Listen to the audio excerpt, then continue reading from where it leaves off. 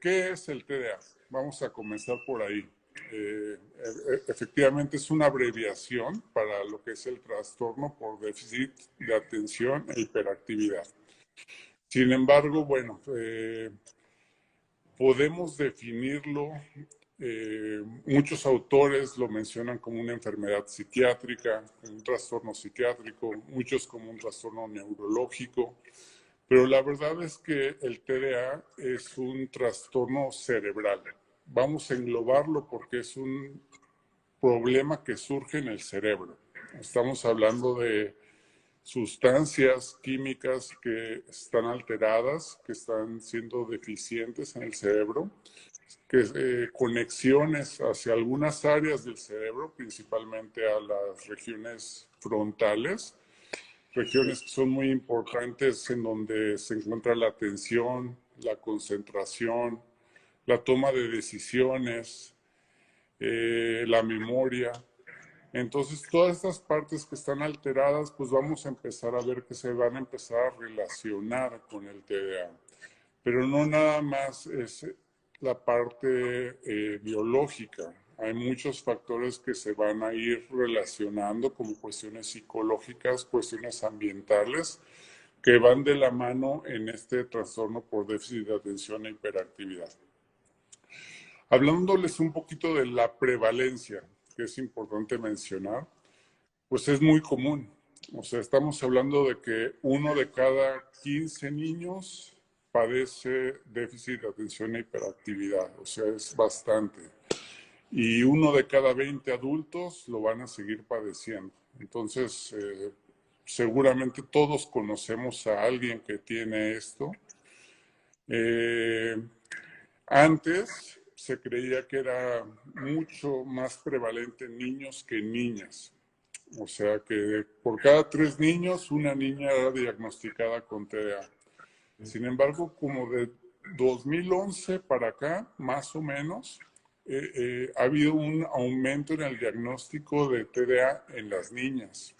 Entonces, casi se ha equilibrado el número de niños y niñas con TDA. Sigue siendo un poquito más en niños, pero en las niñas también. ¿Cuándo aparece el TDA?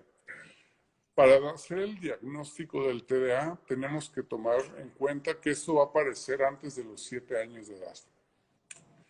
Por lo general, los papás o los maestros se empiezan a dar cuenta entre los 3 años y los 6 años.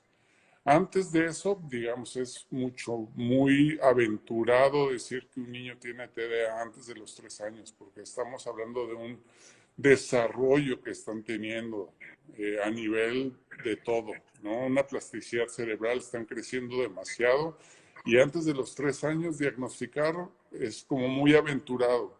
Pero más o menos nos podemos dar cuenta entre los 3 y los 6 años que algunas señales nos pueden estar llamando la atención. Desde edades muy tempranas, esta persona ya era muy inquieta y era muy hiperactiva, por así decirlo.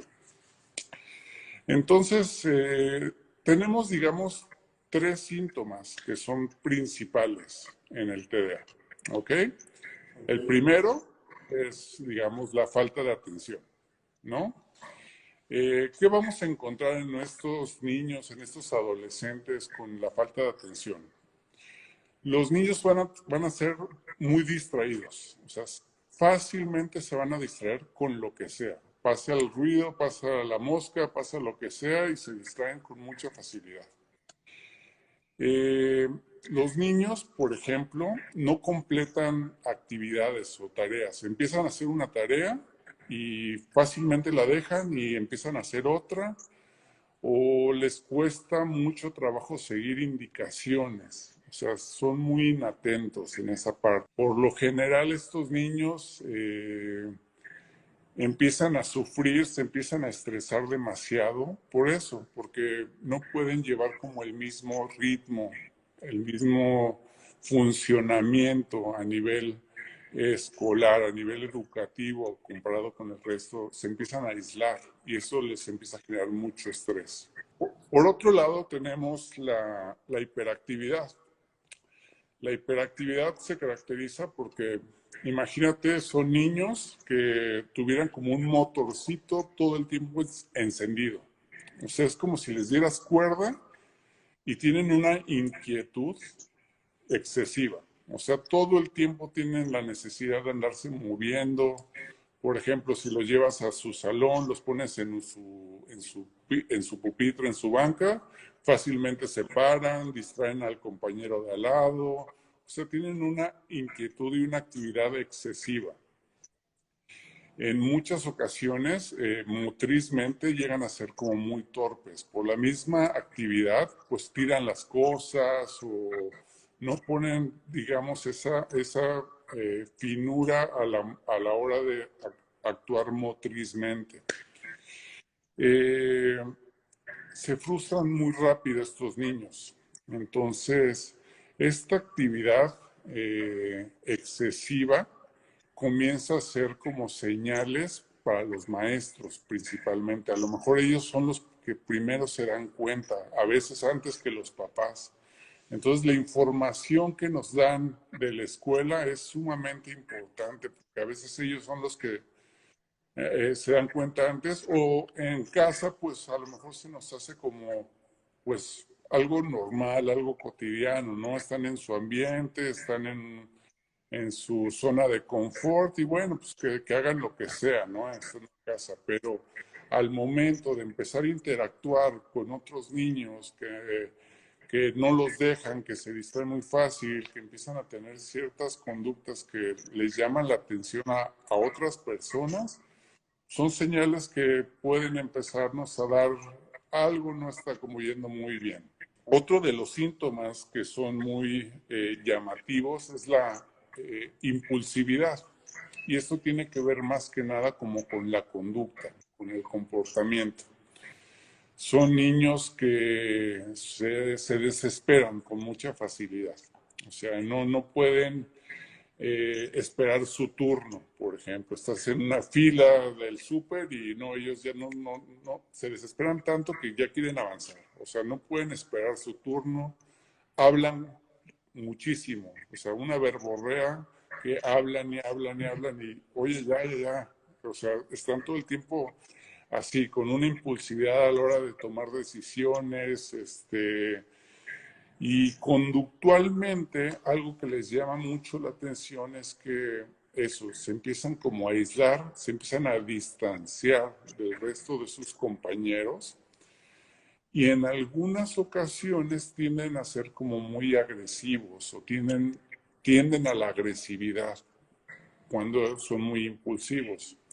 En los adultos, muchos de los síntomas de hiperactividad disminuyen, pero esa hiperactividad, esa inquietud, ya no la externan tanto con los movimientos, con la parte de no estar quieto, pero es una inquietud como interna. O sea, todo el tiempo se sienten inquietos por dentro, es como una desesperación interna. Eh, Sumamente, nuevamente, mantienen mucho en la etapa adulta la parte más de la inatención. O sea, son muy distraídos las personas adultas con déficit de atención. Eh, a la hora de pagar o de recibir cambios, como que se les va la onda y como que pueden dar dinero de más o reciben de menos, no se dan cuenta. O sea, son como muy distraídos a la hora de poner atención a las cosas. O sea, no pueden concentrarse en una sola cosa. No cumplen muchos compromisos los adultos con TDA, como que faltan muchas citas o ponen muchas excusas. Y de alguna manera los adultos emocionalmente se vuelven un poco muy inestables.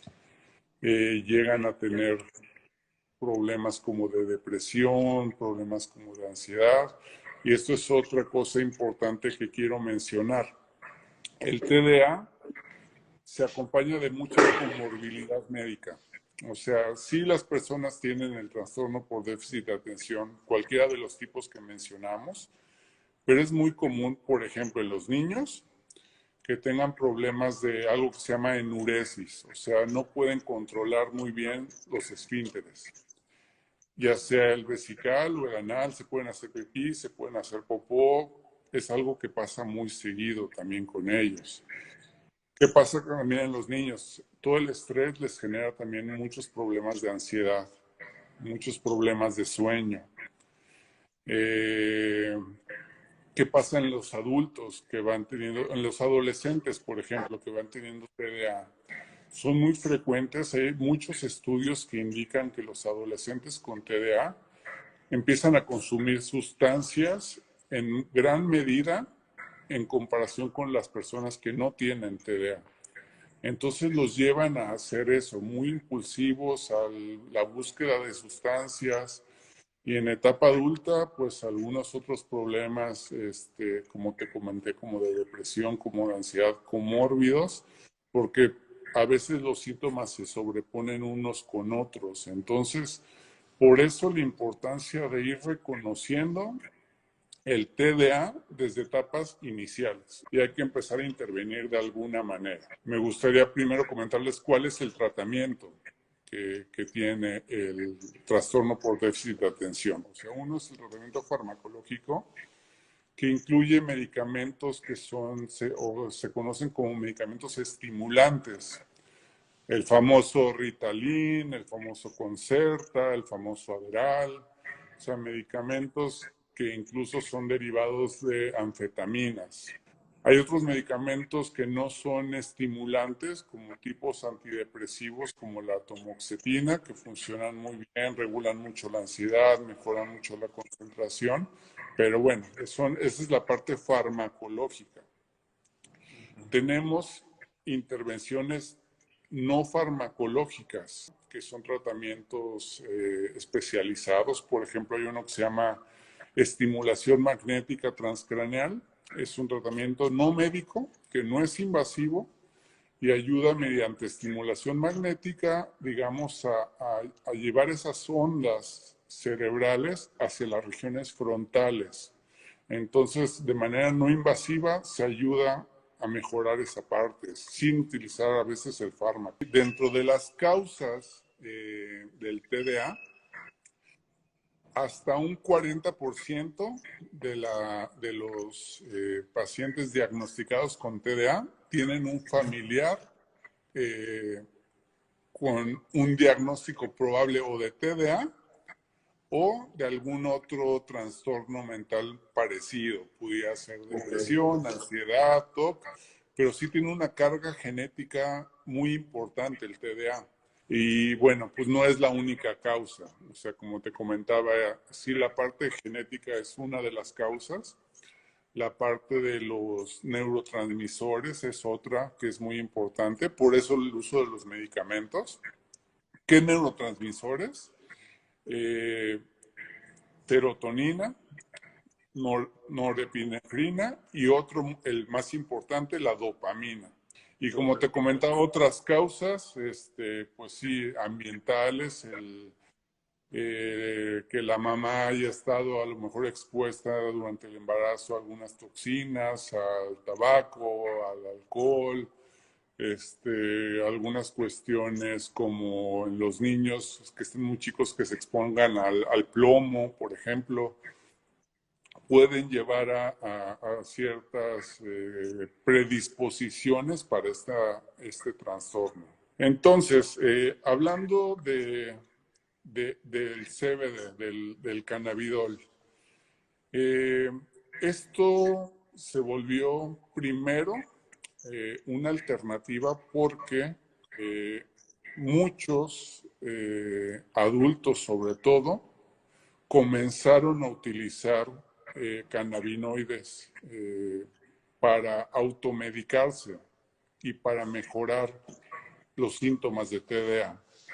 Y habían muchos reportes, muchos testimonios de que mejoraban muchísimo la atención, que mejoraban muchísimo la concentración, el sueño, y de alguna manera pues empezaban como a funcionar mejor y esto lo empezaban a reportar. Entonces, obviamente esto le llamó muchísimo la atención a los investigadores, a la gente que se dedica a realizar estudios porque decían, bueno, pues vamos a tener que hacer ahora sí que pruebas, vamos a ver si es cierto todo esto, vamos a tener que comprobar la efectividad que tiene el CBD. Y bueno, efectivamente, desde principios del 2004 se empezaron a hacer muchos estudios. O sea, se empezaron a hacer estudios no nada más con CBD, también con THC y con otros cannabinoides. Pero hablando particularmente del CBD, hay un estudio muy importante que se realiza más o menos en 2017 y este encuentra algo que es sumamente importante y que llama mucho la atención.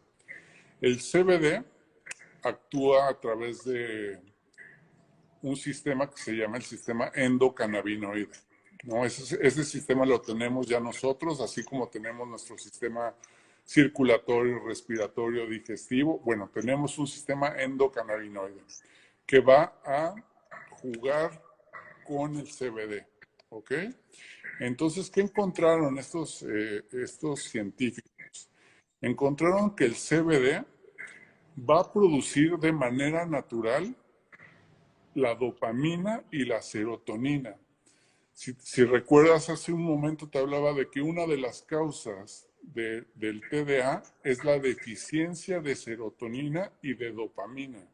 Entonces, de manera natural, encontraron que el CBD empieza a producir dopamina, empieza a producir serotonina. Entonces, esto corroboró la teoría de que mejoraba la atención, de que mejoraba la concentración. De alguna manera, de la mano de esto empezaron a haber reportes de que después de 3, 6 meses de estar usando el CBD, tanto los papás como los niños empezaban a tener una reducción en los niveles de estrés. O sea, ya había como una disminución muy marcada de que tanto los papás que no tenían, digamos, el problema, se sentían más tranquilos de ver cómo mejoraba su niño. El CBD está catalogado por la Organización Mundial de la Salud únicamente como un suplemento alimenticio, un suplemento nutricional autorizado y que es totalmente seguro y tolerado en todas las personas, niños, adultos, adultos mayores, o sea, para empezar. O sea, no es un medicamento, pero tiene muchas características muy semejantes a los tratamientos farmacológicos. Entonces nos ayudan muchísimo la parte del CBD para mejorar muchos de los síntomas relacionados a la inatención, a la hiperactividad y sobre todo también a la impulsividad. Entonces es algo pues increíblemente maravilloso de que actúa no nada más de una manera y puede actuar de manera multimodal. O sea, tiene tiene varios brazos para poder decir, bueno, pues voy a mejorar esta parte de la ansiedad, pero también voy a mejorar la concentración y voy a mejorar el sueño, voy a mejorar el estrés. Entonces, de alguna manera, empezaron a ver de que a partir de 3 semanas de estar usando el CBD, encontraron resultados. Pero bueno, actualmente ya se utiliza el CBD como una herramienta más que está al alcance y que es totalmente seguro y tolerado por todos los pacientes. Y aquí es algo también importante mencionar, porque es una pregunta que tienen todos los papás. Oye, pero si le voy a dar CBD a mis hijos, ¿los voy a drogar? No, no, la respuesta es un rotundo no. El CBD no tiene nada que ver con otros cannabinoides, principalmente con su contraparte que es el THC, que es el más famoso. El THC pues sí tiene esa parte de psicoactividad, pero el CBD no. Al contrario, como les comento, el CBD está autorizado y avalado por la Organización Mundial de la Salud, eso, como un suplemento y está totalmente autorizado para el uso en deportes, en competencias, o sea, no hay ningún problema con el uso del CBD, o sea, lo pueden utilizar sin ningún problema. Si ya se decidieron por empezar a utilizar el CBD, pues hay que buscar un CBD que sea bueno, o sea, que sea de muy buena calidad y que no tenga otros cannabinoides. ¿Cuánto le voy a dar a mi hijo? ¿Cuánto le voy a dar a la persona? ¿No? Eh, por lo general, esto va a variar dependiendo si los síntomas son leves o son un poquito más severos. Pero a manera general, síntomas leves de CBD, de TDA, síntomas leves de TDA, responden muy bien a dosis de 40 miligramos al día. ¿Ok? Y esto puede ser dividido en una o dos tomas al día. ¿Ok? Síntomas un poquito más severos de TDA, 100 miligramos al día, digamos, es lo estándar. O sea, esto es lo que se ha reconocido en los estudios, en la evidencia que hasta ahora tenemos en cuanto a, digamos, una dosis universal para poder tratar el TDA. No todos responden a la misma dosis. Hay veces que hay que irla dosificando, aumentando por semana o disminuyendo dependiendo de la respuesta. Hay que personalizar cada caso porque a lo mejor hay personas, hay pacientes que ya están bajo un tratamiento médico y no por eso vamos a sustituirlo, vamos a quitar su Concerta, su Ritalin, lo que estén tomando por darle CBD. Simplemente vamos a ver la manera en cómo les podemos dar el CBD para que junto con el tratamiento no compita ese CBD y pueda al contrario potencializarlo y mejorar el tratamiento. Yo como psiquiatra les estoy presentando la evidencia que hay y yo como psiquiatra les comparto mi experiencia de que yo utilizo el CBD tanto con mis pacientes como a manera personal y con la familia. O sea, es algo que es ya algo rutinario, que es algo completamente seguro, tolerado y recibo muy buena retroalimentación por parte de mis pacientes. Tengo pacientes que toman su CBD únicamente como tratamiento único, como monoterapia, pero tengo muchos pacientes que complementan sus tratamientos con el CBD y lo llevan muy bien, lo llevan muy de la mano. Desde que funciona, funciona, nada más eso, hay que ser pacientes, hay que darle tiempo al CBD también, así como a los medicamentos que no actúan de un día para otro. Como les comento, sean constantes unas 3 semanas con su tratamiento y van a empezar a observar cambios y mejorías.